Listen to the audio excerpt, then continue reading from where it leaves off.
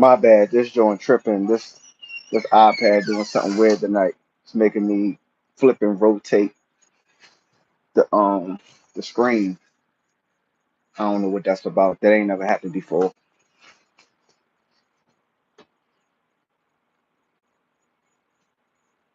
Make sure this volume right, screen right,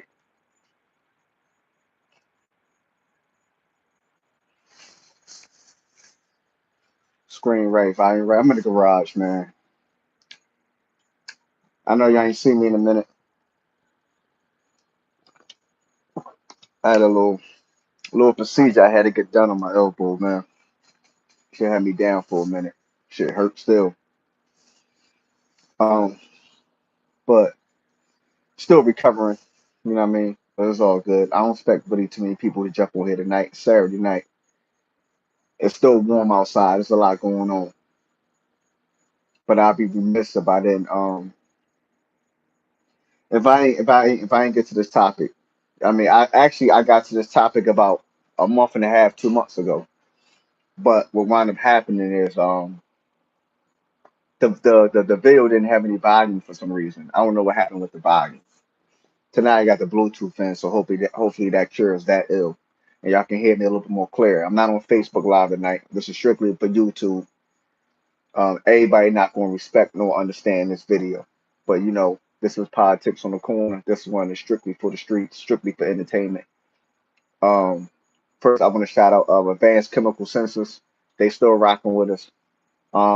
Appreciate all the love and support. Um, and I want to shout out Jones Nelson Lawn Care Service. They still rocking with us.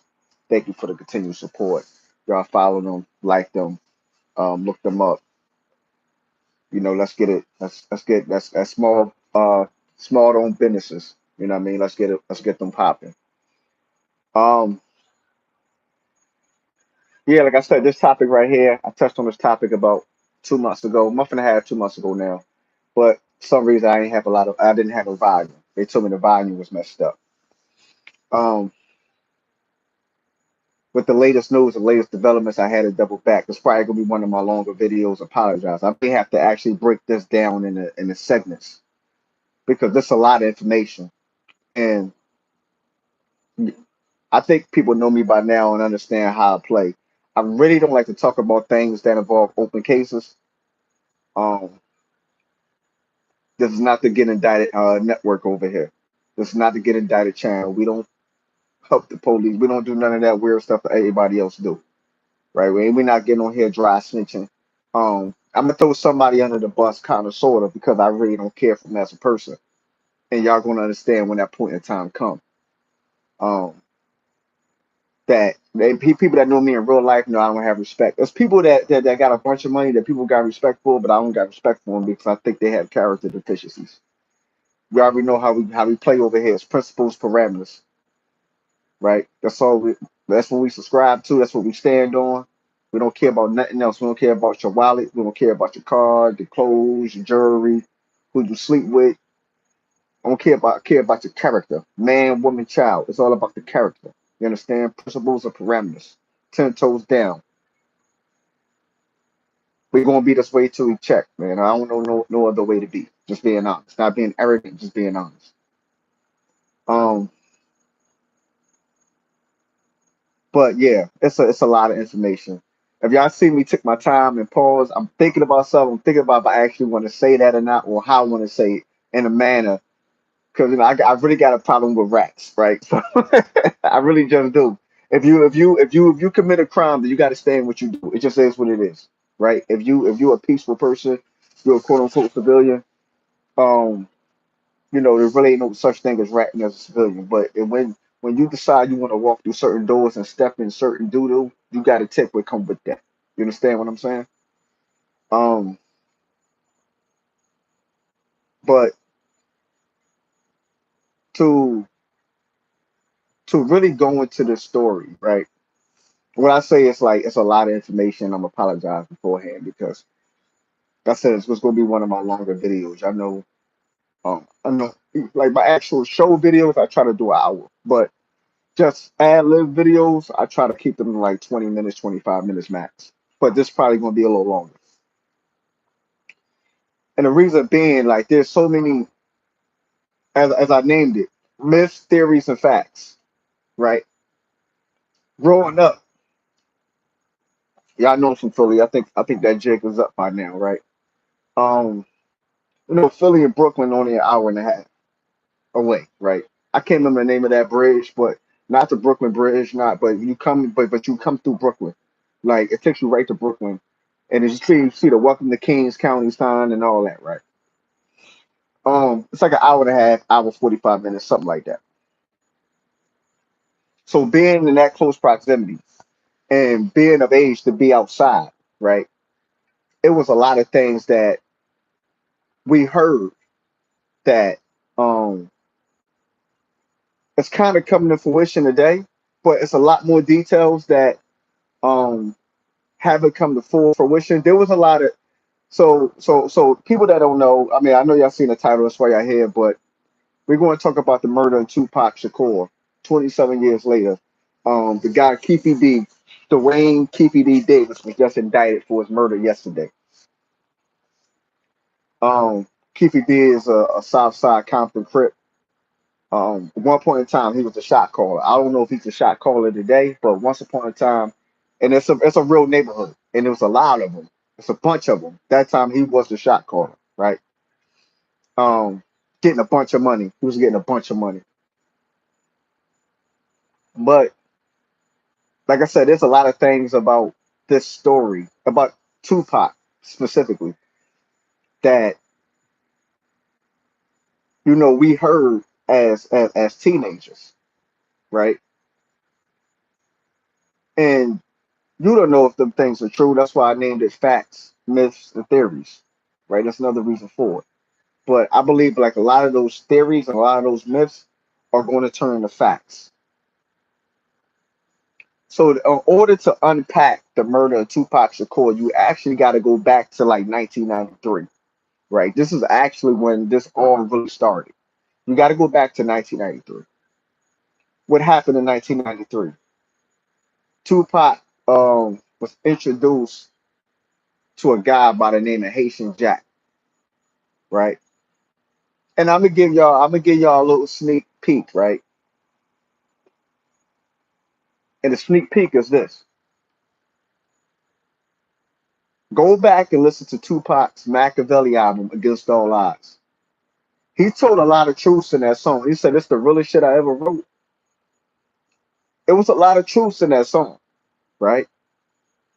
It was a lot of truths on that record. The only thing that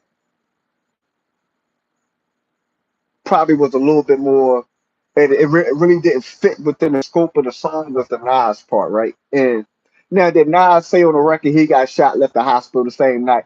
He absolutely said that, right? On the intro to It Was Written, I want to say it was the first song on It Was Written. He absolutely said that, right? Pop took offense to it, but what you got to understand at that time in the mind frame and what's going on is that this time Nas is close to Mobb Deep, right? Nas is close to Stretch and them, Live Squad. Actually, Nas dropped Stretch off the night, or Stretch dropped Nas off the night that Stretch got killed, November 30th, 1995. Um, so it was a lot of so when you understand the art of war, right? When you understand the art of war, you understand. This is why you can't. I told y'all before we're making a video where I was talking about Gilly's felon what happened, right? And the facts of the matter is this: when things go on outside and you at conflict with another person, whoever stand beside them and is with them, you got conflict with all of them now because you don't have time to figure out what side people are going to take or what position they're going to take. In your mind, the way your mind should read is that they three of them are homies, they be together every day. So with me and main man right there go through something, then I gotta go through something with all three of them, right? It's the art of war, man. But it's really you ain't gotta go that far with the art of war. It's just basics. It's the basics of the games that's played outside. Um, So that's the only part in that song on that record that you probably can say it didn't fit within the scope of what happened on November 30th, 1994. That's the only thing that didn't happen. Everything that happened is now it's a domino effect. The domino effect, the first domino that fell began in 1993 when Tupac met Haitian Jack at Haitian Jack's club. Right, he was secretly, privately, he owned the club. No, on paper it was somebody else, but it was really Jack's club. Right, this when Pac was running in New York crazy. He was running around with Live Squad. He's running around with stretching them. They from Queens. Um, he was running around with them all crazy. I almost want to say they from I want to say Hollands. That might be wrong though, but they was from Queens, right? Um, but whatever. Pac met Haitian Jack in a nightclub, right? Haitian Jack. Haitian Jack was who he was still today. Like you see him, he a smooth talker, fly old head, jewelry. Um, he said he said people need him to give him credit for these rappers, including Jay-Z, wearing Audemars. But um, a Brooklyn, New York street legend, known for getting a bunch of money, known for doing a bunch of heinous stuff, like you know what I mean. Well, I don't want to say heinous, but y'all probably consider heinous. Doing stuff like duct taping drug dealers and throwing them in the trunk for ransom, driving around with them until they tell him where the stash house at. You know, allegedly. All these things was alleged. He was never indicted for none of this stuff. All this stuff is alleged. Um, but Haitian Jack, yeah, he's a Brooklyn, New York street legend. He came up during the same time frame. He ran with Jimmy Hitchmans and those type people. I want to say Brian Gates Glibs. I want to say all this overlaps. Um, but like I said, known for getting a bunch of money. Pac seen him. He popping bottles. He got a bunch of people around him. He's super flamboyant, outgoing, life of the party type. Everybody need to know who I am type individual. Pac was fond of him. He took a liking to him. He liked the vibe that he had. He like every all the attention he was getting. He wanted to know who he was. They was introduced. Jack took a liking to Pac, knew who Pac is, quite naturally. And they started hanging out, right? They started hanging out. Like this video on the coming. Like this video while you here. Um, Pac and Haitian Jack started hanging out, right? And um,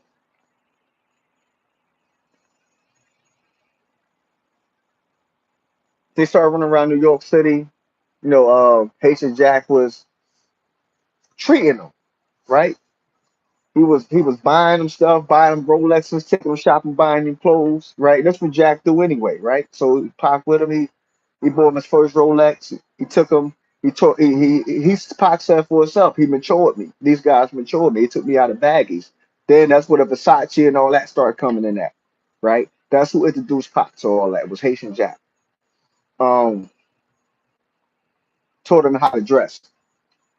You know what I'm saying? Like you go back and watch Pop before he had on jumpers. Like jumpers had a time frame, but really not when Pop was still wearing jumpers. Like let's keep it a buck, right? Let's keep it a buck. We're gonna keep it funky, right? Um, but Haitian Jack introduced him all these things.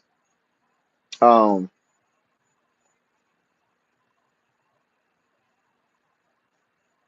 a lot of things happen. I want to make sure I got the chronological order of these things taking place. Um, so boom, Pop gets the so it's still in 1993, right? So they hanging out, they running around. They both trying to impress each other with this macho, who's the tougher person, who's the gangster for real. Um, and this information was revealed by Lil Sean, right? And it makes a lot of sense, right? Um, so Haitian Jack already had a reputation. Pac want to look like, I'm a rapper, but I'm not no punk. You know what I'm saying? Like, I want to show you I'm a gangster too. So they run around New York City, partying, clubbing, whatever the case may be. Pac goes to Clark Atlanta, I want to say. He does the homecoming. He performs with the homecoming. This part has nothing to do with Jack, but it's intertwined to the domino effect. Pay attention. Keep up. He goes to Clark Atlanta. He performs at the homecoming. He's on his way back to the hotel. He sees a black guy getting beat up by two white guys. He jumps out, asks him what's going on. The white guys and try to intimidate him, flash a hammer, break windows, whatever. Pop. Everybody know the story. This isn't alleged. This is facts. He drops the one knee. He let off shots. He shot both of them in the ass. Um, they ran. They went to the hotel room. Um, they ran. Went to the hotel room. Police come to the hotel room. Arrest Pac. Take him to jail. Next day, his lawyers. The next day or two, the case was dropped fully because they found out that the cops was dirty. They took the guns out of the evidence room. That they was and this is what they was doing. They was stealing property out of the evidence room, running around the streets doing dumb stuff with the property they was stealing. It was drugs and guns and stuff like that. These two dirty cops. Um, Atlanta had no choice but to drop the case. But this is when Pac problems. He already had problems because of his last name. He already had problems because what people don't understand in 1993, Tupac was the youngest ever person voted to be the president of the New African Committee, I think it was, the New African Council, or something like that, right? They already know who he was. That's his lineage. He comes from it, right? His mama got people in the path of 21 off a whole trial, whole conspiracy case. She hit the law library and she shook the case. You know what I'm saying? The step pop was Matula Shakur, who had acupuncture clinics in the Bronx and Harlem. You know what I'm saying? And they lined him up on some bank robbery type joint. You know what I mean? Like they was shutting the acupuncture clinics down because he was treating acupuncture and he was getting a methadone clinics. He's running them out of business because he was using acupuncture to to cure the ills of heroin, right? So for all the nonsense that people talk about what the Black Panthers was doing and all that, like if they did rob banks, he was convicted of it, right? So if he did do it, he was doing it to fund his clinics. So it was a case of robbing Peter to pay Paul. Does that make it okay? Maybe in some people's eyes it don't, right? But let's talk about the facts of what was going on and what happened, right? His godfather, Tupac's godfather, was Geronimo Pratt. You don't know who Geronimo Pratt is, you running way late. You need to go do your homework. You understand? The police already knew who this young man was. He was being followed around since he was a youth. I'm talking maybe like 5 years old or something like that. You understand? Especially when Matula Shakur went on the run. They was following around Pocket Mopreme and Set's Pop sister. They was following him around, interfering, trying to see if Matula was going to come back to the crib. They knew they was well versed of who Tupac Shakur was. They was well versed. He was a Panther baby, right? So when he shot those two cops, that don't matter. It don't matter they was dirty. It don't matter they was crooked. He still shouldn't have done it. You understand? That's what these people saying. It don't matter. He still shouldn't have done it. He had no business. You out of line, young boy. What is you doing? You shooting cops now? Oh, this boy crazy, crazy. You understand what I'm saying? That's what they gonna say. So if he was already a target, he was already on the list. And you gotta remember, everybody know the jail list, right? That back then you had to have real jail lists, approved lists, especially somebody high profile like Matula. They was following to monitor who he was calling and what we know the jail conversations are recorded. We already know that. This is way before they got cell phones and jacks and all that inside the penal system. They still had to use that community phone, right? We all know that community phone is listened to, right? So they heard this young man talking about what plans and what he was using his music and his platform for. He broke down him and Matula. Matula is the one that was the architect of the Thug Life Code. You heard? He said if they was going to run around with Thug Life on the stomach, it had to have a meaning. It had to have a real meaning that was meant to bring the disenfranchised further and help the progression, help the progression. All that was monitored, right? So Pocket booked for the shooting in Atlanta with the two cops, right? About 2 months later, the rape case come about. Now walk with me now. It's a month or 2 months later. It's somewhere in there. I'm not far off. I want to say 2 months max. I got any right. I want to say 2 months, 2 months max. That um the rape, the coming up to his hotel room and the whole rape case situation, right? This is at the end of '93 that the rape case happened. Well, both of them at the end of '93. You know, homecoming is typically around September-ish, right? September, October. I want to say like September-ish. So then the rape case had to be about November, maybe. So, but mind, like I said, 2 months ago he just shot these cops, right? 2 months later he get lined up on the rape joint. If you don't think he ain't getting lined up, then you're not as smart as I thought you was.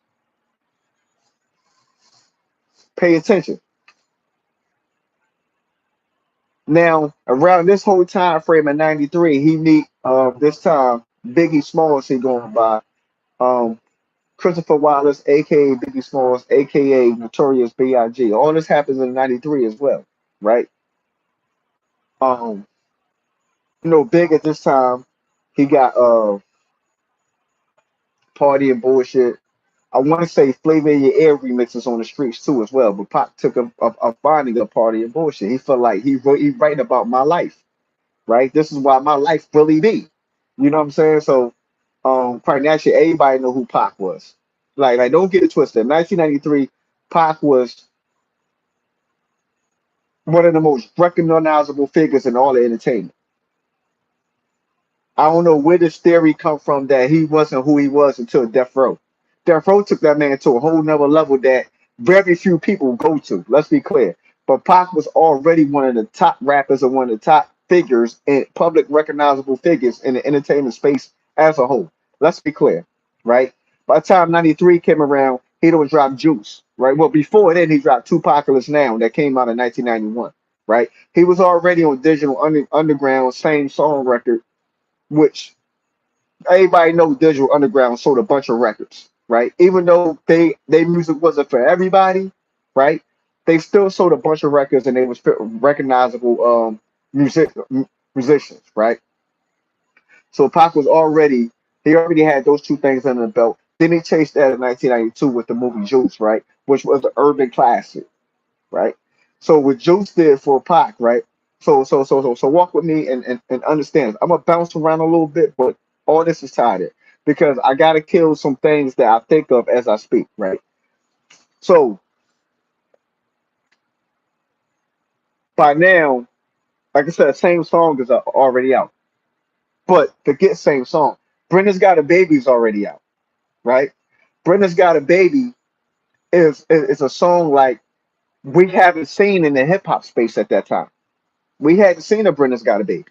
We hadn't seen that. I mean, we heard a lot of stories. We heard, you know what I'm saying, but we didn't hear the artistry with something that happened within that storyline that we can relate to every day we see it. You understand what I'm saying? So he writing about an R. Kelly situation well before we heard of R. Kelly. You understand what I'm saying? Like R. Kelly didn't invent this. When I say that this has been in the black community with old men impregnating and being predatory towards young girls, right? It's not just a black community. Every community you could think of does this. It's not just exclusive to the black community. Let's be clear. Every community has this ill, right? So Brenda's Got a Baby, same song. Then we got Juice. So we want so people that were looking at Pac as this, more like a poet, more like a musician, not a hardcore rapper or nothing like that. Because Tupac is now, it was really on some black political activism type time, right? They had a couple records in there that, I guess they was for the street, but it was really some revolutionary type time he was on with that album, right? Let's be clear. I'm talking about Tupac Now. So when Juice come out, it's like Now the dudes on the corner can really relate to him, right? To him, to the person, because even though it's a movie, people look at you as that person, right? To an extent, people that can't separate the two, that can't separate the art from real life, right? So that made people dig his music a little more, right? I started giving him a little bit more attention. 93 rolls around, Pac does Poetic Justice. Don't forget, Poetic Justice had Janet Jackson in there when she was still Janet Jackson, when she was still at the top of everybody's list, right? And he dropped Strictly for My Niggas, right? That had I Get Around on there. That had, some party type time. That was heavy in the club, heavy rotation, heavy at block parties, heavy at picnics, cookouts in the park, right? Heavy rotation. But he also had Keep Your Head Up on there. So now we digging back into the female emotional capacity, right? At this time, we never seen a black artist that had, especially somebody that now, by now in 1983, he got thug life across the stomach, that's speaking on the hardships of black women to this magnitude. We hadn't seen it.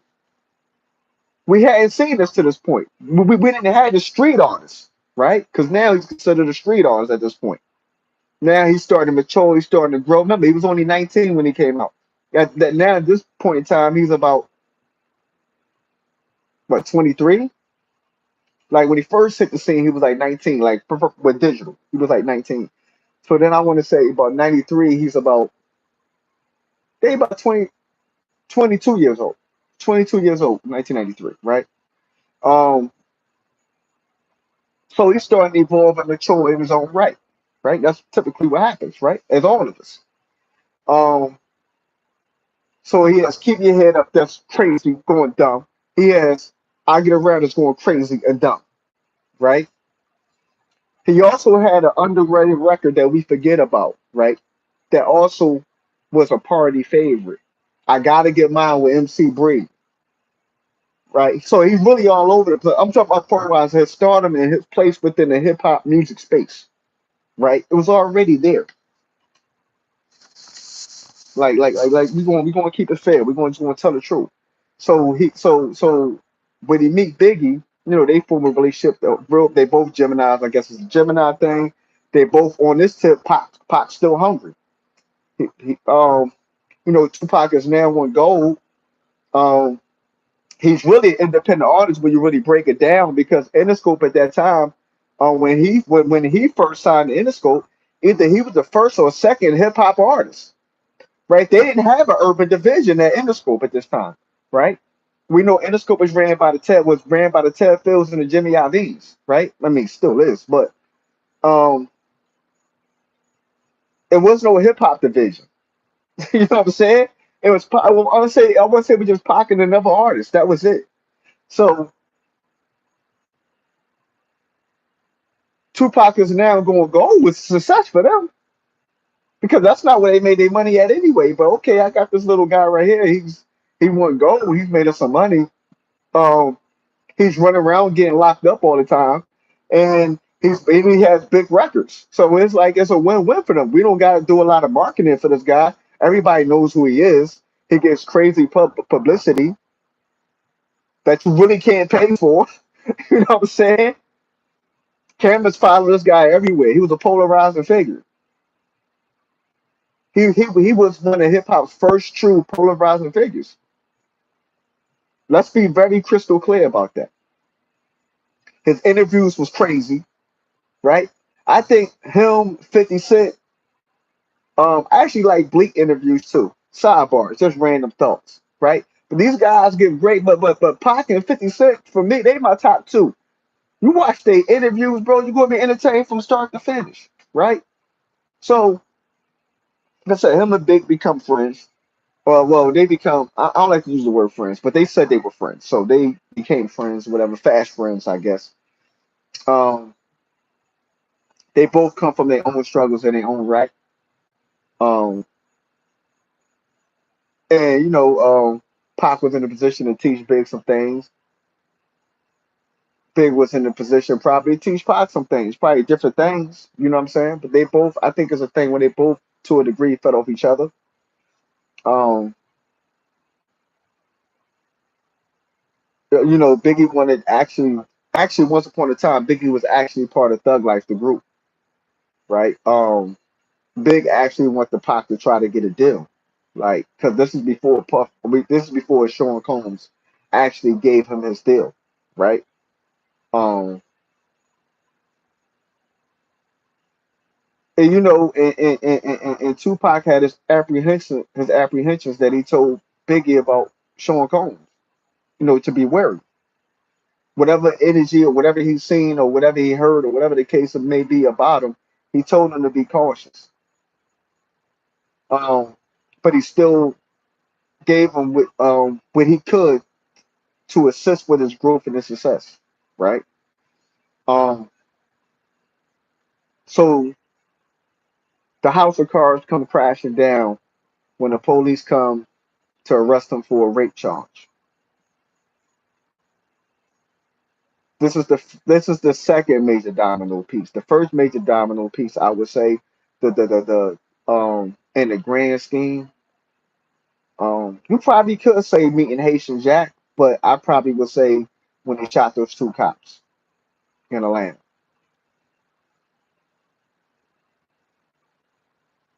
Because, and this is the reason why I say that. I fully believe that Pac was lined up for the rape charge. I fully believe that the chick that accused him of that was in cahoots with it was, I mean, that's called a spade a spade. She knew Haitian Jack, right? It was a thing of, you're in my club, everything's free. We're gonna cater to whatever you need, right? Whatever you want. There's no cost for you. I run things here. I run the girls here. You want it, you can have it. It's not gonna cost you a thing. Go do what you want to do with it. So I believe wholeheartedly that it was a female that they was already partying with. If I'm gonna do, I'm gonna try to show her a little bit of grace and dignity, but I think what she did was wrong. I think the whole situation was wrong because they clearly lined that guy up. And you don't think he got lined up? I'm gonna go a little further. At this time, you gotta remember, right? Pac is Pac is super independent, right? Like I said, he's signed to a major, but in really, but in reality, he's independent. Well, initially, now they're starting to understand how to run a hip hop label because now you got Death Row over there, right? Death Row dropped the Chronic that sells. I think that sold 10 million. 1993, they sold Snoop. They dropped Snoop. That sold 10 million. You know what I'm saying? Like Snoop went platinum in a week. He sold a million records the first week out. We got to remember these things, right? But Pac is really still kind of independent because he signed to Interscope as an individual act, but Interscope don't really understand how to push hip hop. You understand? The Chronic was successful because Dr. Dre understood the music part. Suge began to understand the business side of it, right? He was in the background for years, started as a bodyguard, but then he started getting educated on the business side of it, and he put the right people around him that understood the business side of it that helped push Death Row with the marketing and the rollouts and all that good fancy stuff, right? Um, but for all intents and purposes, when you really dumb it down, Pac was a independent artist on Interscope. Let's be very clear. I know it sounds weird, but you got to follow the dialogue, right? Um, so he like I said, the rape case happens. Boom, we're going to fast forward. So a lot of things happened prior to the rape within the music industry involving Tupac, right? Because like I said, he was viewed as an independent artist. When Bad Boy was starting off, and when Sean Combs could find someone in him to tell the truth, right? I heard about this in 93, 94. Gene Deal confirmed. People don't confirm this, but I heard about this way back then. Bad Boy wanted to sign Pac. Because even though how nice Biggie was, we knew he could rap. No one had that. Only thing Pac needed was a machine. He was already Tupac. All he needed was the machine. All he needed is somebody that was going to put him out there that knew marketing, that knew how to promote, that knew how to craft, that knew all the other things, the business side of it that he needed, that he was missing, right? So even though Biggie was Biggie, Pac was Pac. I got to stop playing with this conversation. Now we're going to tell the truth. Sean Combs wanted Tupac on Bad Boy. Pac turned down Bad Boy because he wanted to do his own thing, but he also seen through Sean Combs, right? Remember, I told you Haitian Jack knew Jimmy Hinchman. All this is one. They're both trying to get into the music industry. This is when street dudes, right? This is right around the time in '93. It started a little bit before then, but this is all in a vacuum around the time of when street guys was trying to find a way to get into the music business because they had the vision that it was real money. If anything, it was a vehicle for them to clean their money, right? That's what they viewed it as, right? It was a bunch of little loopholes they can get money and hide money in. That's why Death Row and Bad Boy, No Limit, Cash Money, Rap a Lot record, all these records come from where they come from. The origin of it is the origin, financial origin is the financial origin, right? So Pop turned it down. Haitian Haitian Jack, the Jimmy Hitchmans, was running around extorting the Sean Combs and a bunch of New York guys that y'all probably, if I said some names, y'all probably would look like, yo, you serious? They was extorting them. I'm talking about on the walk up. See them standing in the line to a club, walk up, they ain't even say nothing. These guys was just taking jewelry off and taking money out and giving it to them. I'm talking about on that kind. They can't really call that extortion. That's something else. I ain't never heard of that before. So they convinced Sean Combs that we can get Pac on Bad Boy. Don't worry about it. We're going to get him on Bad Boy because everybody recognized the stardom that came with Tupac Shakur. Let's not get none of this twisted. I don't think near a rapper like people might have sold more records, but the organic stardom that came with that man was bananas at that time. We got to tell it because he had it on the music side, he on the movie side, and he had it on the news. We've never that trifecta was ill, right? He also had the music trifecta. He hit the heartstrings of the mothers, the black single women, the black dudes on the corner, the black dudes that was thinkers. Like he hit all the wickets organically, right? So I believe wholeheartedly that that's a part of what '93 Rick Case setup was about.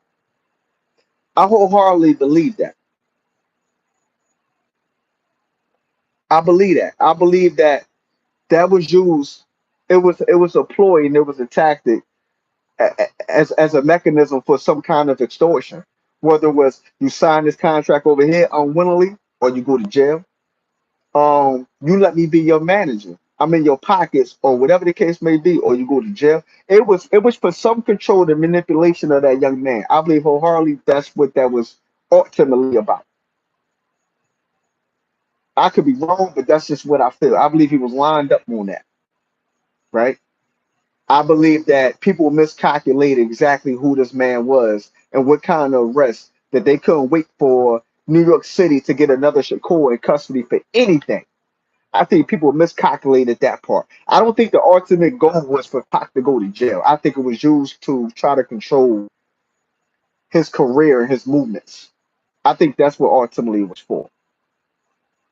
Um, So speed past that, he got arrested. Oh, the night before he got arrested for the rape thing as well. He was just on the phone with Matula talking about the Thug Life Code. And I told, listen, just go do some research, man. 1 second, pardon.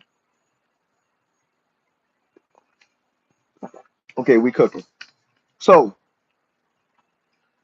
fast forward. So I kind of see everything that's going on a little bit, right? He just know this doesn't make any sense, right? He just know what he's being accused of, what they saying he did doesn't quite make a lot of sense. Something's wrong. Mathematics ain't coming back, right? Um, The more questions he asks, the more he probes, or his lawyers probe, and the more questions they ask, and the more investigating they doing, that made some people uncomfortable. Hayes Jack wound up severing his case from Potts. Um, Jack's response and reasoning for it actually makes sense because also in that hotel room they found guns in that hotel room. So and I don't want it's not me leaving him for dead, but if what I was arrested for, I'm just arrested for because somebody said I did something unwillingly to them, something that they didn't want from a sexual standpoint. I gotta rumble that. I don't want to rumble the guns too, especially where I'm not charged with the guns, right? I don't want to rumble the gun case. I don't want to rumble the stardom and all the attention and this built-in vengeance that they have for my codeine, because that's going to affect my case too. So if I can sever my case, I just got to rumble my case under its own merit. Yeah, I'm gonna do that. I'm not gonna throw nobody under the bus. I ain't gonna throw nobody under the bus for sure, for sure. I ain't gonna say nothing in my defense that's gonna hurt their case ever. But I'm gonna get away from everything that comes with that man and his cases and his profile. I can't riff at that. I can't see a problem with that, right? But if his lawyers do the math and say, "Yo, this dude got a bunch of funny type movements and time in the jacket that don't make sense," then we got to ask him additional questions. And I believe later he actually admitted to working with the feds in some kind of capacity, having some kind of deal in some kind of capacity. I don't know all the specifics, but we got to deal with them in some kind of capacity, right? We come from the code of a deal is a deal, right? We're gonna keep it fair. Um, and I don't think nobody really ever asked him that question. I think they scared to ask him that question. So ask a question. Um, but that's what Pac lawyers and people publicly stated, right? He also publicly stated. So now the media attention, quite naturally, every time Pop come out of courtroom, there's a microphone in his face. They ask him questions. He's saying some disparaging remarks about his co-defendants. Something they probably took offense to. I probably took offense to it too. He kind of shitted on them. We're not gonna pull no punches with that. He said they was hang-ons, there was nobodies. But these dudes, Jack had more paper in the pocket this time. We're gonna call a spade a spade. You know what I'm saying? We're gonna call a spade a spade. Um, but they took offense to it. You know what I mean? And they just viewed him as a rapper. You still viewed as just a rapper, right? And you're not just a rapper. You might have been born in New York, but we view you as being from California. Like with a rubber meet the road, and we gotta have a split. That people gonna pull that card. It's the way it go. We do it out. We do it outside, just in neighborhoods. Like, man, you ain't even from over here anyway. You from over there. You know what I'm saying? We don't care you be here every day. You're really from over there anyway. You know what I'm saying? It's a fact. We're gonna call a spade on that. So, um, all this leads up to November 30th, 1994. About 12:45 in the morning or so, 12:44, 12, whatever it was. Um, Pac is on his way up into Quiet Studios. He's with Stretch and a couple other guys. A brother-in-law, somebody like that, and a street guy, right? Um, when they go into the lobby, two guys come out, fatigues, hammers, tell them to get down. They know what time it is. Run it. Pac resisted. Pac wanted to fight. Pac wanted to try to do his little sneaky move he was working on to try to get the gun out and defend himself, I guess. It didn't work out right for him. He wound up getting shot 5 times in the process of this. Coincidentally, like I said, he was on his way to record a track with Little Sean. Little Sean is a Brooklyn bred recording artist, hip hop artist. Today he goes by Sean Penn. Also in that room are the Steve Stouts. I want to say Sean Combs is in that room. Even Junior Mafia is upstairs. They're on a whole nother floor, a whole nother session. They don't even know that Pac coming to the studio. They don't even know nothing about that session. Who's all on that floor, right? But Sean Combs is in that room. Steve Stout was in that room. Jimmy Hinchman is in that room. Um, Little Sean, quite naturally. There was a lot of big wigs from executive standpoint and a manager standpoint that was in that room, waiting on Pac to come up there to record his verse for this track, right? He Pac had just left from recording a freestyle for what's the old head name? The mixtapes. It'll come to me later, right? But he just left there from doing a freestyle. Pac get up to the floor. He see all of them. It suddenly freaks him out because they got more jury on him. They got more money than him. He looking like, why they rob me? Why they target me? Quickly figured out this ain't hard to figure out. I got lined up, right? Which he was very accurate about, by the way. Um, the rumblings that in 1994, the rumblings that we heard about what took place in Quad Studios was Pac got into it with it's all public record too. This is all public record, so I can kind of speak on this, right? Got into it with Jimmy Hitchman. They had a verbal dispute over the phone. Pac said some stuff. Jimmy said some stuff. Um, it was a dispute about money. It was a dispute about how the money was going to be paid. A dispute about when the money was going to be paid. Um, Pac was scrambling at this time. He needed money. He was doing these features and shows, and his show money was going to the family. His movie money was going to the family and lawyers, and he was the little freestyles and features and little pop up shows. That's how he was living, surviving day to day. Um, and he's feeling himself. You know what I'm saying? Pause. But him and Jimmy had a verbal, whatever they had back and forth. And word is that King Tut and them sent King Tut and them to do the job, right? Now it's been disputed over the years who actually did the job and things of that nature.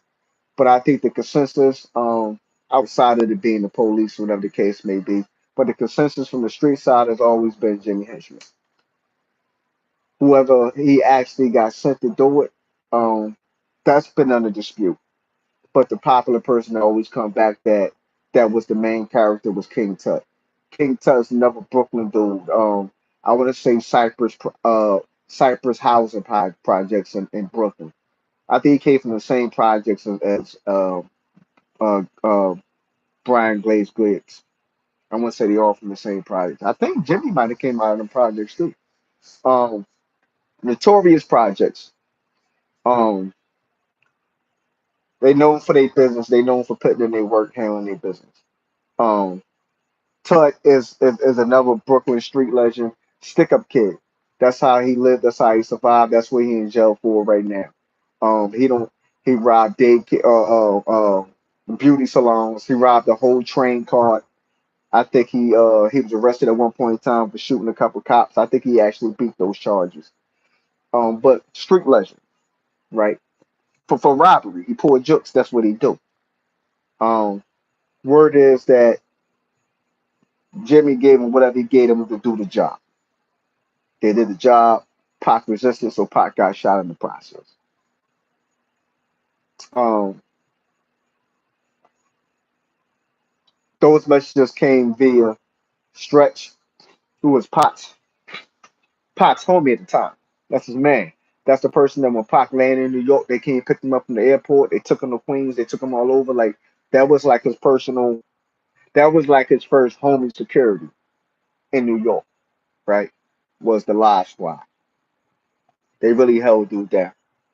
Um, So they passing messages back and forth through them, like, yeah, we know y'all live squad and the young guns. Y'all know y'all little wild young dudes. Y'all know for busting y'all hammers. Y'all known for getting wild, but If y'all ain't got no bread, y'all don't want this war. Like, get y'all money, then come try to fight us. Y'all money ain't right enough to rumble us. We know where Mama live. We know where everybody live at, right? Legend has it they went to Pac to see what he wanted to do. Pac ain't had no bread at that time. He was messed up. Um, so he kind of had to wait and strategize on how to get his money right to get his revenge, if that's what he wanted to do. That's why at the end against all odds, he said, "I remember what you told me. Don't go to war unless I got my money right." That's where that line comes from. That's where that line comes from. Dude told him, don't go to war. So I know y'all mad. Y'all man got shot. I know y'all mad. All these things happen. I know y'all mad about that. Because like I said, another dude from the Live Squad got shot with Pac that night. Pac wasn't the only one that got shot. A street dude got shot too. Um, yeah, it's a lot of domino effects off that night. A lot of bad things happened from that night. Um, but we're gonna keep it on. We're gonna keep it on Pac. So I'm sorry. Let me check this Notre Dame game real quick. Um, so like I said, Pac gets shot. Now he's on his way to prison. He was convicted of sexual abuse. He was sentenced to 1.5 to 3.5 years in maximum security prison. This is why I said they egregiously miscalculated the impact that would have on that young man's life or with being charged with that crazy crime. Potts' conviction came from the mayor's office. It came from the top. It told him a Shakur, this dude running around shooting cops, and getting in all this trouble. The buck stops in New York. He will be found. He will be found guilty in the state of New York. He will go to prison here. That's really where that came from. You could look at his sentencing. You can see how they went way outside the guidelines of what he was convicted for and what kind of time. He really should have just got probation or something. If it was me or you, we probably just got probation. But to sentence that guy to a maximum security prison to 1.5 to 3.5 years, it definitely was a personal vendetta against that young man and everything that his name represented and what he represented. But I think it had more to do with his family heritage, and it definitely had something to do with the him shooting those two cops. He was going to prison regardless. He was not going to escape that charge in the state of New York. And like I said, if you don't believe me, just look up the sentencing guidelines for what he was actually convicted of, not what he was charged with, what he was actually convicted of. Look at the sentencing guidelines for that. He had no criminal record in the state of New York. He had never been arrested in the state of New York. That was his first and only arrest. Come on, y'all smart people out there, walk with. This was the beginning of the end. This was the beginning of the end. You shot me and you sent me to prison. Because mind you, everybody that had something to do with this was homies. And y'all don't believe me, y'all know I'm telling the truth because Haitian Jack and Jimmy Hinchman phone calls of them two talking just got leaked. And they trying to patch up their relationship so they can get back to, I guess, being cool. Once upon a time, they was cool. Like cool. So much that Jack told Jimmy, like, yo, if me and you was on the same team the way we were supposed to be, you wouldn't even be in jail right now. That's how close they were. So I'm doing this math, like all you dudes be together. So y'all dudes in some capacity got me shot and sent to prison. I'm mad. This is where bad boy entertainment comes into this at. This is why Sean Combs This is why Pac truly had a problem with Bad Boy. He was trying to destroy Bad Boy, and unfortunately, Biggie, Christopher Wallace was more like collateral damage. Well, I told y'all earlier how Sean Combs was getting extorted by these guys, right? That's a fact. I'm being honest. But they was extorting a lot of people. I'm not just saying he a coward. I'm saying it was a lot of people they was extorting. It's not just him. They was extorting a lot of people. I'm not going to bring them into it because they don't have anything to do with the story, right? So Sean Combs, factually, for a fact, he knew Tupac Shakur was going to be robbed November 30th, 1994. He knew he was going to be robbed. He turned the cheek. He turned his head. Now he could say that's not my man like that, or he could say, "Damn, he be helping my artists. He third with my artists, and he be helping my artists." And from a standpoint of putting my artist on his show and not charging my artist nothing, you know what I'm saying? Like letting my artist get shine to get his name out there and do his work to get his buzz up, and don't ask for nothing in return. Put my artist on records with him. At this time, Pac is the only star between the two of them. People know who Big is, but Big is not a star in 1993. Let's be crystal clear. You understand what I'm saying? Ready to Die come out at the end of '94. Big is a star at that point. You know what I'm saying? At that point. I mean, Big Papa was already in rotation that was flowing. Flavor in Your Air remix. Big murdered that. The joint with Super Cat is out. Big murdered that. You know what I'm saying? But Big is now Ready to Die come out. People hear Big Papa. You hear One More Chance. You hear now Big is going to be coming into that stardom. His album is going dumb. It's on its way to platinum. He brought the East Coast back. That's a fact. Because I'm saying like he did. Because right now Death Row got the game in the vice grip. They sold over 20 million records in 2 years. People really got to respect that part, right? Big is becoming a star in his own right, right? So I guess it's the way Pac looking at it though. On the time of like, damn, I'm helping your man out, right? I'm helping you get money in your pocket, whatever. You complicit. If you didn't say nothing to me about it, you ain't give money, you ain't give us no warning, you ain't do nothing. You a coward. You complicit. I feel like, and I know they got your hands in your pocket. And legend has it that the couple of these guys also had a quiet investment in that record company, right? So this all goes together, right? So you can kind of understand the stance he had towards Bad Boy. Unfortunately, like I said, if I'm going to attack one thing, I got to attack the whole thing.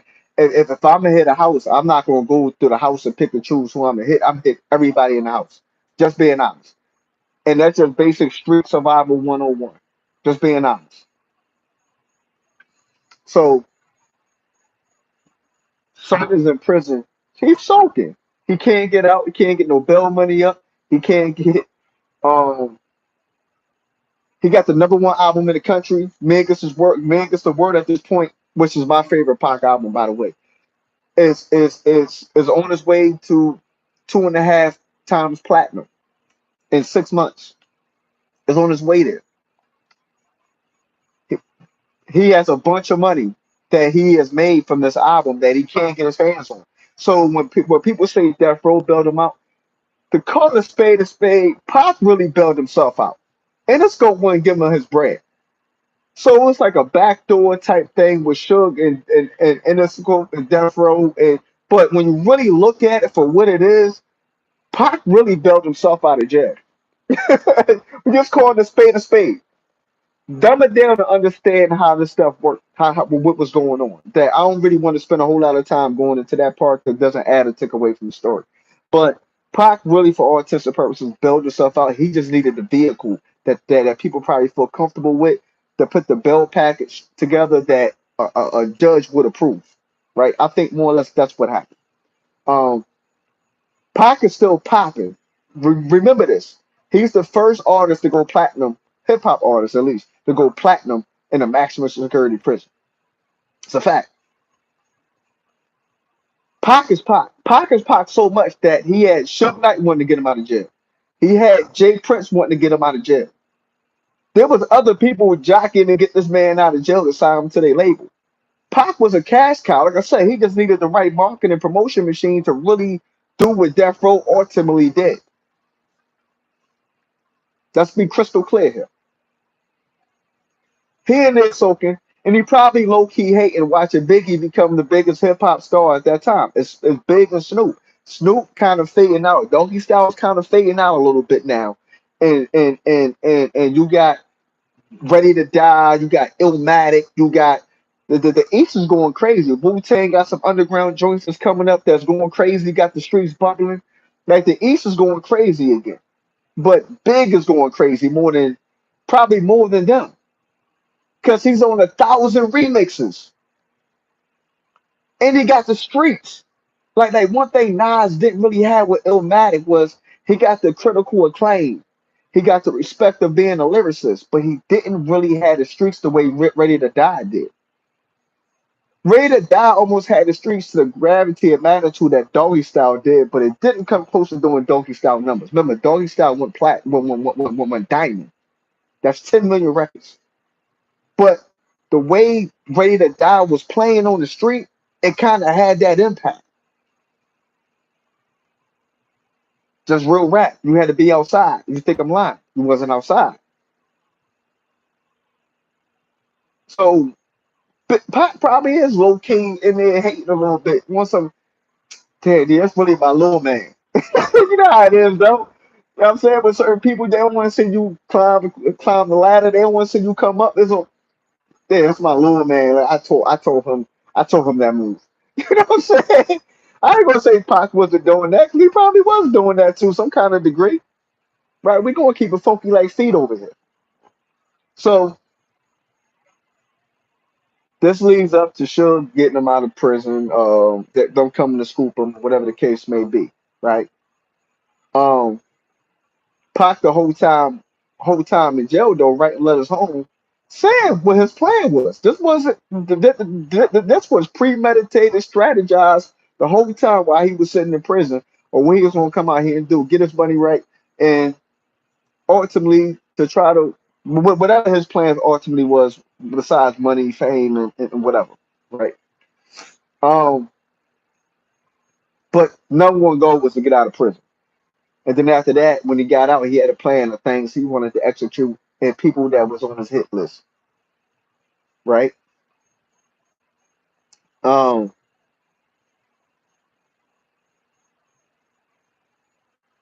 so he get out, she'll get him, send a limo go to the airstrip, he hop on the PJ, back in LA. California Love comes out, it's a smash hit. People heard the rumors for months before that record came out. It's Pac out of jail, it's Pac out of jail, it's Pac out of jail. California Love come out, Pac is out of jail. I mean, it's just really for people on the East. You know what I'm saying? Like you probably really had to be real thorough tied in with the hip hop community to know for a fact that he was out. But for us on the streets, like regular folk, um, I want to say California Love was, damn, this nigga really out of jail, right? Um, so a whole conflict ensues. Pac is on his West Coast riding mission. He's on his ambitious as a rider mission. He's on his against all odds mission. And he comes out attacking. He comes out responding to some degree too, right? Who Shot You should have never been released when it was released. Let's be crystal clear about that. That's not Biggie's fault. It makes Biggie look crazy though. That's another reason why he was mad at Biggie. We gotta keep it. We gotta keep it a stack. If we gonna tell the story. We gotta tell the truth. Who Shot You? Who Shot You should have never came out when it came out. Sean Combs deliberately released Who Shot You as a marketing play to build his record label, to give Biggie some more exposure, to give him some light. That was purposely done. And that assisted with the ultimate demise of these two young men. Let me tell you some other things, and I'm gonna go backwards real quick. Give me a second. Just walk with me. That night, Pac was in the hospital shot.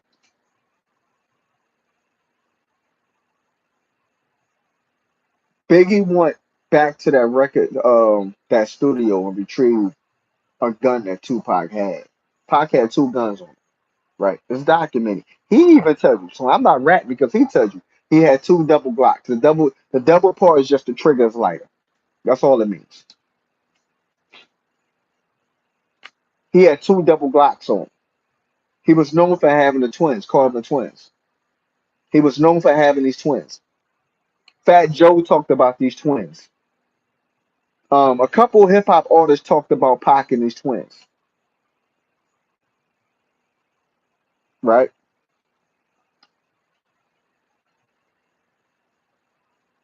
One of the guns, when one of the guns had fell to the floor when he got the shot when the shooting happened inside the lobby.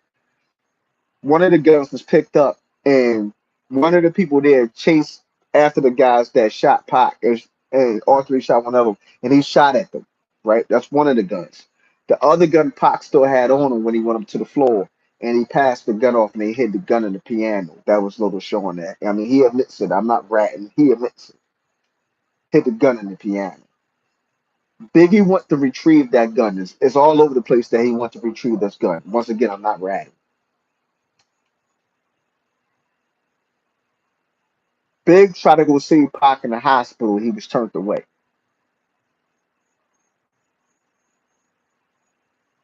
Which at that time you can't really riff. They don't know who's who. They don't know who they could trust. He just got hit bad. You know what I'm saying? So his lawyer hired security. I think his family brought the additional security. People that was really going to hold him down were more than just fighting. Like you needed some hammers, right? I think the people that was there had hammers now, right? They provided security for him while he healed, right? He did, and you know the legend. He didn't trust that hospital. So he was getting death threats at the hospital. They was calling him saying, "You ain't dead yet. We're gonna kill you. We're gonna finish the job." That's why he left there. He moved to another hospital. They found a number. They tracked him down there as well. It's crazy. They track any under false names. Got to remember this, right? He stayed even in hotel rooms. When you're an entertainer, you don't stay under your real name, right? So both hospitals he was at, people called this room and told him they was gonna come finish the job. So ultimately, he wound up going to Jasmine Guy's house. She held him down. She had a brownstone in Harlem, right? Like I said, y'all can find all this information out. Um, but Big tried to go see him in the hospital. Um, he was turned away, right? Big tried to go see Pac when he was in prison. I don't know how many people know this. Big wanted to go see Pac when he was in prison. Sean Combs stopped him from going to see Pac in prison, saying, "Wow, saying he too hot right now. He just got convicted of a rape charge. Don't stand nowhere near him. He's radioactive pretty much." I don't know how many people know this, right? So imagine what this is doing to a person with nothing but time to think. A time to think could be the worst thing ever. It could be the best thing ever. It could also be the worst thing ever, right? They say a still mind is a bored mind or a still mind is a devil's playground, right? When you sitting in there, sitting in that jail, the walls is talking to you. You got nothing but time to think. You're reliving these crazy incidents that just happened to you back to back, right? And you're replaying these incidents. You got PTSD, all kinds of stuff, and just getting hit up bad. You got shot bad. Remember when he went to prison, he went to the infirmary ward first. He didn't even go to Gen Pop. He went to the infirmary ward to continue to heal up. He was still hurt. You know what I'm saying? So, son, so then during this time he in prison, who shot your drops? So do this math. I ain't seen this man since before I got shot. The last thing I remember is I seen his young boy say, "Yo, Pop, I'm gonna buzz you up." And then I walk into a lobby, I get shot. Then I go upstairs and I go to a floor and I see all these people. You understand? Then I go to the hospital. I'm getting death threats in the hospital. I check myself out of that hospital. I go to another hospital. I get more death threats, and then I gotta pretty much. And I'm not really in a position to defend myself. I got my folks around me that's trying to hold me down to the best of their ability. I'm sleeping on Jasmine Guy's couch. I got a hammer on the couch. You know what I'm saying? Like it was real. Somebody else was telling a story about how they was walking with Pop. I think it was Prize. It might have been Prize. Um, Prize told a funny story about how he dropped Tupac off at a mental facility, a mental health facility. He was staying with a chick. A chick was staying there caring for somebody. The chick let him stay at that in that room she was staying in. He's like, yo, people looking for me, they ain't gonna look for me here. Like it's how real it was. It wasn't no made up stuff, right? Also saying how Pop it was somebody saying how they was walking down the street and Pac had this little device that if he raised his arm, the gun would just jump out and go to his arm, go into his hand, right? And how he was walking, and somebody got too close to him and kind of startled him, and he raised up on him, and he was like, "Oh, Pac," this," and he was like, "Oh, damn, my bad." Like he was like, "Yo, it was that real, right?" But from the big standpoint, he's like, "Damn, like I said, I see your little man, I get shot. There, I don't see you in the hospital. I don't see you. You don't come up to the jail. Like I, I see you on TV, and then I hear who shot you. This is all I know. Damn, y'all bragging about me getting shot by dudes y'all really know. Like niggas that shot me's from Brooklyn. You warned me about this guy before, like you knew this guy though, right? It's like you know what I'm saying. The degrees of separation is crazy, and I once again I think the prison part played a part of this. You understand what I'm saying? So Pac get out. He got scores to settle in his mind. I got all these scores I need to settle. Um, I got to get busy. He come out, bitches as a rider, track one. It tells a story. It tells the mindset, right? You seen the little interviews on MTV where he taking this little shot at Bad Boy and shouting out Faith, and you seen all the rhetoric. Um, First incident happened face to face at a award show. Hammer was pulled. Um, Award show out in LA. I want to say Soul Train,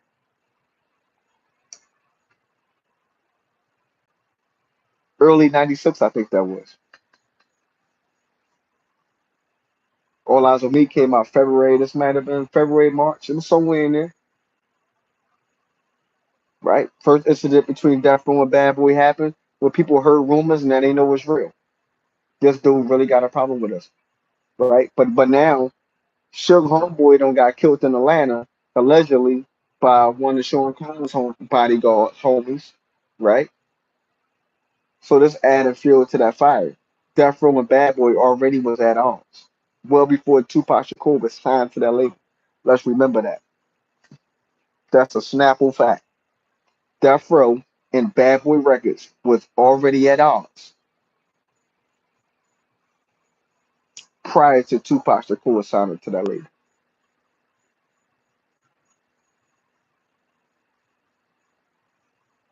Yep. They already was what it was.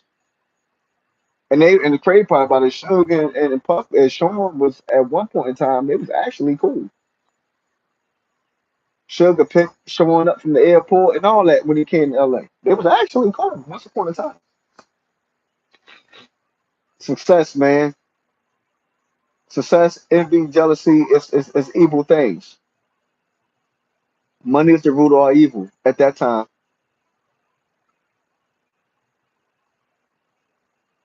It was all about success.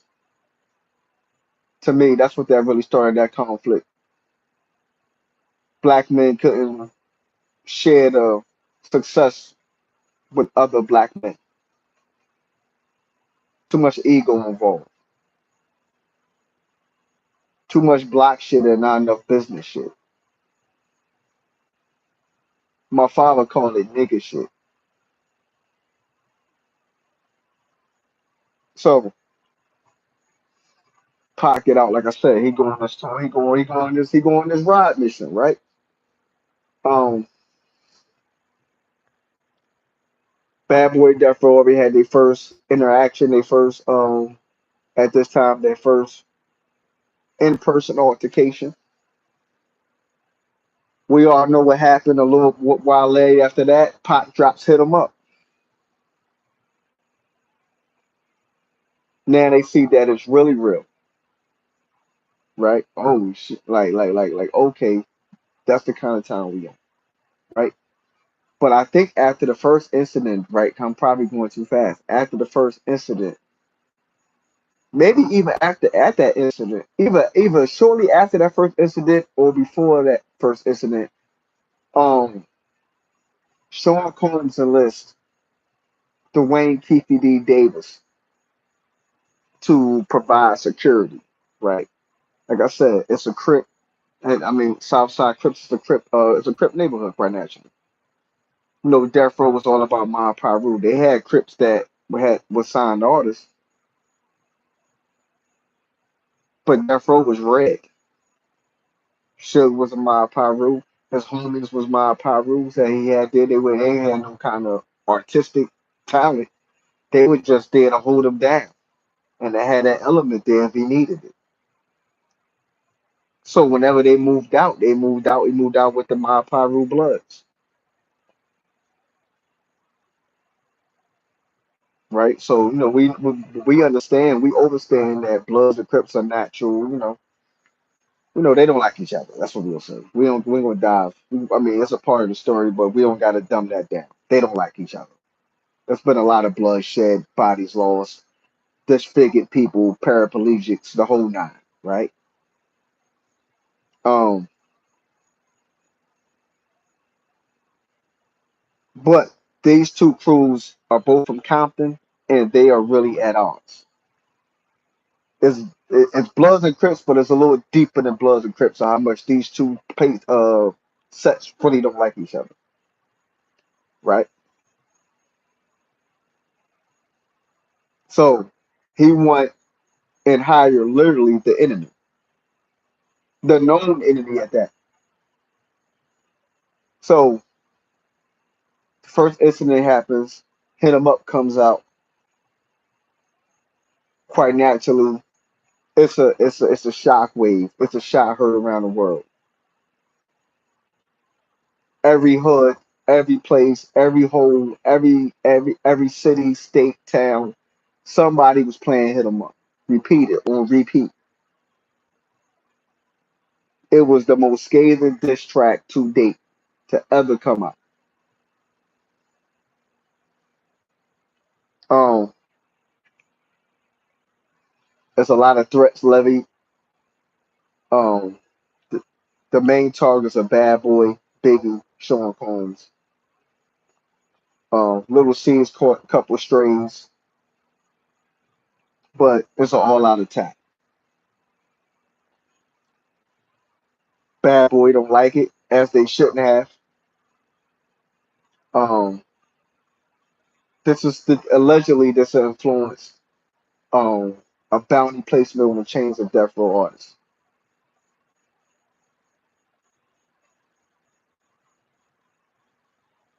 I think 10,000, whatever it was something like something stupid, right? A chain.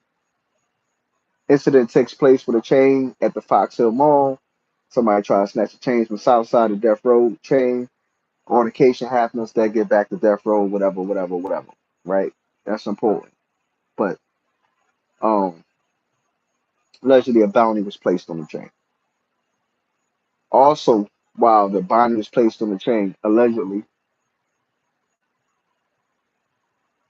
Keefe D is approached with $1 million offer. The $1 million offer is 500,000 for Tupac, 500,000 for Suge Knight to kill them both, to dead them both. Allegedly, that was the offer. That offer was allegedly relayed. by a Harlem street legend, right? So when you watch that press conference and when they was giving the press conference, they were telling the details of the arrest and the things they learned during the investigation, things they're willing to disclose today. When they say that Keefe D allegedly got a firearm from a close associate of his, that close associate was uh Von Zip Martin, Harlem street legend. Get a bunch of money, hustler, nightclub owner. Um, but he's the one that introduced Sean Combs to the South Side Crips. He was getting money with him. When I say Keefe D was getting a bunch of money, Zip was getting a bunch of money, right? So Keefe D was Zip LA Connect. So when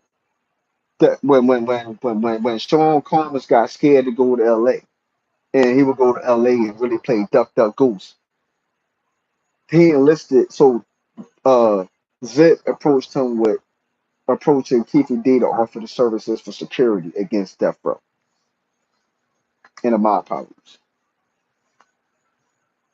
So the security joint was cool for a while. Then they offered, okay, let's take it a step further. How much would it take for you to kill him? I give you $1 million, 500,000 here, 500,000 here. From what I was told at that time. Now I'm hearing about this in '96 now, like probably like a month after the shooting. I'm hearing these details. Um,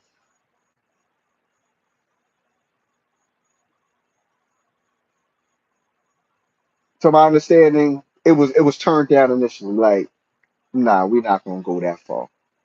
Like, nah, we're not doing that.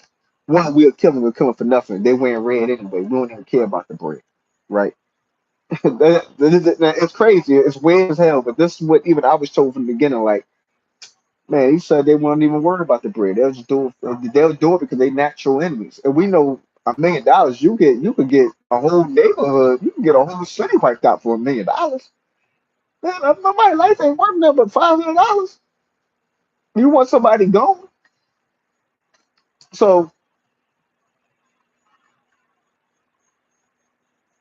that leads up to the Vegas thing. The fight. Um, a bunch of other little run-ins and skirmishes happened, but going to the Vegas, we, we all seen the video. We seen Orlando Anderson get stomped out by Tupac, and the homies, right? Now, this is where the myths, theories, and facts come into play, right? Some of them. I'm not so sure about the the fight happened. We seen him get stomped out. Pac had already won the fight. I mean, they really had no reason to come stomp him out and roll him and nothing like that. That really was uncalled for. Pac hit him. He hit Pac. Pac hit him again. Dude fell. Pac was already doing what he was doing, right? Um, Dude was detained, questioned for mad long, right? His uncle Keefe D, because Orlando Anderson is Keefe D's nephew.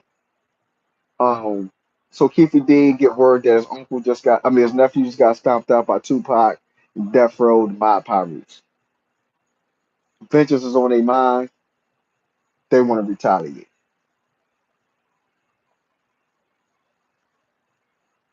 Pac and them go to their various hotel rooms, change, whatever. They entourage drive out to um Suge's house, I think, parlay there for a little while. Then I think that's when they was on their way to 662.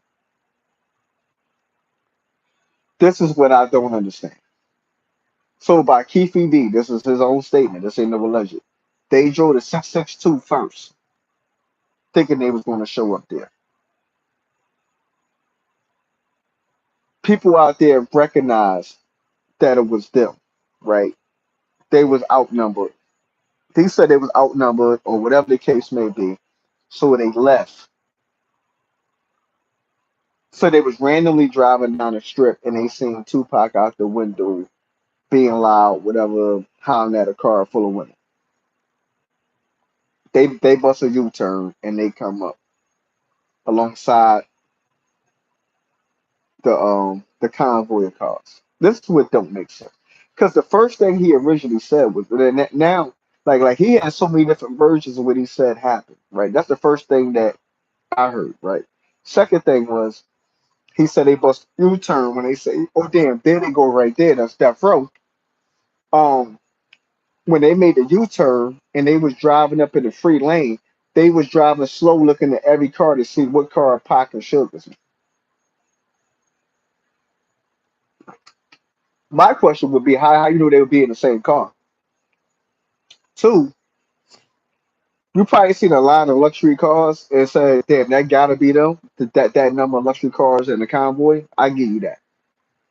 This is what I don't understand. There was security personnel in that convoy. There was homie security in that convoy. Certified gangbangers, right? Certified security, off-duty police, whatever. Off-duty firefighter. I ain't never heard of off-duty firefighter doing security on some bust your gun type time. But okay. Um, Tupac's little crew. None of them was strapped. If we all know because we know when something happened, we're gonna go politic and we're gonna talk about what happened. We'll be laughing about it. But one thing they knew for sure is who they just stomped out, right? Orlando Anderson was a very reputable gang member in Compton. They knew who he was. Um, it was no secret who he was. It was no secret who his uncle was. So we just stomped him out. We know what time it is, right? If they're riding in the car and they're driving up slow to the point where they're looking inside cars, those gang dudes know who the hell Keefe D is, know who Big Dre is, know, you know what I'm saying? They know who these guys are. They got the windows down, looking inside these cars, figuring out who's who and where they at. So none of them do nothing. They just let them continue to drive all the way to the lead car, which and that would even make sense for them to be in the lead car, right? That only made the whole security convoy configuration was out of whack, right? But even still, it kind of makes it worse that they was in the lead car because they drove past six other cars where in all actualities, in a real security detail, Suge and Pop should have been somewhere between car three and car five. That's where they should have been. Anywhere between car three to car five, they should have been there. They shouldn't have been in the first two. They should have been in the last two. That's another story. That doesn't make sense. But it makes it worse for this this car full of gangbangers, Crips. One of them you just stomped and beat to a pulp damn near. Literally drove past and looked at six different cars. Actually, if one if somebody look at my car, I'm just a regular dude, right? I ain't in the street no more. I don't be doing nothing, right? But if people just regularly just look at my car, I'm doing a double check to see who they is and what their intentions are. I'm getting a good eye and looking who that is looking at my car. So you can't convince me after an incident just took place like that. Y'all really stumped this dude head in, right? That you allowed them to drive slow and look in every car and not identify that as them.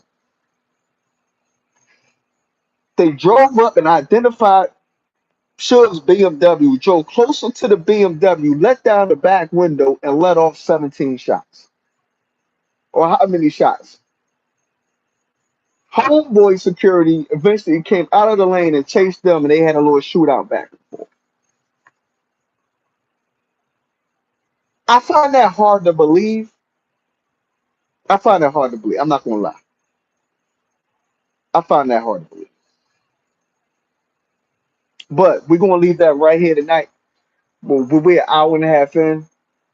I'm gonna bring. Are we gonna do a part two to this? I'm gonna continue this.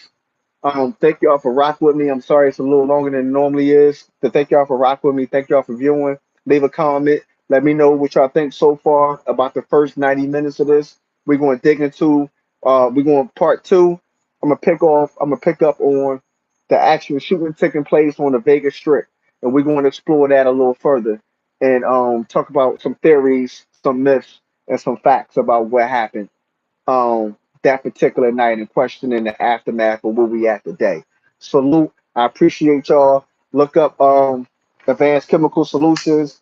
They do home testing for chemical form matters like bleach, gas, fuel, carbon monoxide, things like that. Jones Nelson Lawn Care Service in Central Florida. Hit them up. Um, they'll hold your lawn down. They're gonna have it looking like a golf course. See y'all in a minute. I appreciate the love and support. We'll be back in a minute. I promise.